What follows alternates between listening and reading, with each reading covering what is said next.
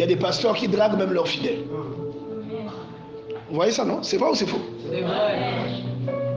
Un pasteur, mais il drague ses fidèles. Bon, c'est quel... Bon, sincèrement, les mots même me manquent. Quand il impose les mains aux gens, ça va produire quoi? Le rôle de ton pasteur, qui est un modèle, un panneau publicitaire, qui est censé conduire et de te fortifier, de te montrer que Dieu est avec toi, de te montrer la productivité de la parole en toi. C'est-à-dire, Dieu ne cherche pas des prieurs prolifiques, mais il cherche des chrétiens aimants. C'est-à-dire, il ne cherche pas des gens qui prient beaucoup, il cherche des gens qui aiment d'autres personnes. Dieu préfère un chrétien qui aime les autres qu'un chrétien qui prie beaucoup. Amen. Vous comprenez ça? Amen. Voilà.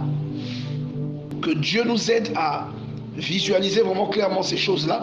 On parlera du pasteur et de l'influence que ces erreurs peuvent avoir sur ces brebis. On rentrera dans les écarts et les erreurs que certains pasteurs font. Les pasteurs qui font des choses qui ne sont pas déontologiques, qui rentrent dans la légèreté avec leur brebis. Légèreté. C'est ta brebis, tu es le père, la brebis c'est l'enfant, mais vous commencez maintenant à tomber dans des espèces de blagues, des espèces de... Il n'y a plus de respect. Des pasteurs qui draguent les brebis, des pasteurs qui harcèlent les brebis, qui font du chantage aux brebis. Après un jour, c'est un je t'aime qui sort là par hasard, tu sais pas c'est sorti par quel trou. Vous comprenez ça? Et on va voir la parole sous un autre angle. Il me fait reposer dans les verts pâturages. À ce moment, les pâturages prendront maintenant la valeur de la parole de Dieu. Parce que le pâturage, c'est la nourriture de la brebis. Et la nourriture du chrétien, c'est quoi? La parole de Dieu. Luc chapitre 4, verset 4. Deutéronome chapitre 8. Donc à ce moment, le pâturage, ça prendra la place de la parole. Le berger qui te conduit dans les verts pâturages, c'est-à-dire le pasteur qui te nourrit avec une parole excellente. Qui te conduit près des eaux paisibles, te dirige près des eaux paisibles. On va parler de l'eau paisible comme du Saint-Esprit.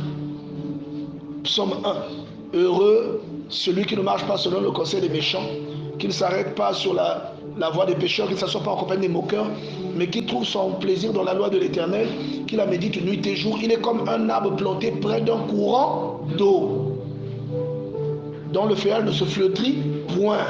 L'eau, généralement, symbolise l'Esprit de Dieu. Les eaux paisibles, à ce moment, prendront la qualité du Saint-Esprit qui nous apaise. Alléluia. Et on va avancer. Quand je marche dans la vallée de l'homme de la mort, je ne crains aucun mal. On parlera du fait qu'il est normal que tu traverses une tribulation, mais le rôle de ton pasteur est de te montrer que Dieu est avec toi. Alléluia. Donc ça va prendre une autre connotation, parce qu'on parlera du pasteur.